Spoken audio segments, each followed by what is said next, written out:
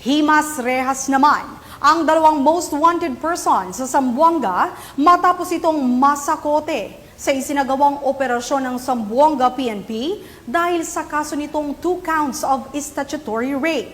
Ibabalita yan ni Patrolwoman Charlene Rose Gumangan. Arestado ang top 4 most wanted person regional level at top 1 provincial level sa ikinasang law enforcement operation ng Criminal Investigation and Detection Group Zamboanga del Sur Provincial Forensic Unit sa Barangay Talamimi, Buug, Zamboanga, Sibugay noong Hulyo taong kasalukuyan. Kinilala ang naarestong sospek na si alias Roque, 47 taong gulang, walang asawa at residente ng Purok Nazaret 1, Barangay Benavista, Pagadian City, Zamboanga del Sur. Alas 12 ng hapon nang maaresto ang akusado dahil sa pinagsanib puwersa ng mga tauhan ng CIDG Zamboanga del Sur Provincial Forensic Unit, CIDG Regional Special Operation Team 9 at sa koordinasyon sa Pagadian City Police Station sa bisa ng warrant of arrest para sa kasong 2 counts of statutory rape na walang inirekomendang piyansa. Ang akusado ay dinala sa CIDG Zamboanga del Sur Provincial Forensic Unit para sa kaukulang dokumentasyon at tamang disposisyon. Ang pambansang pulisya ay tulong-tulong sa pagpapanatili ng kaayusan at kaligtasan ng komunidad tungo sa nagkakaisang layunin na progresibong bagong Pilipinas. Ang gusto ng pulis, ligtas ka.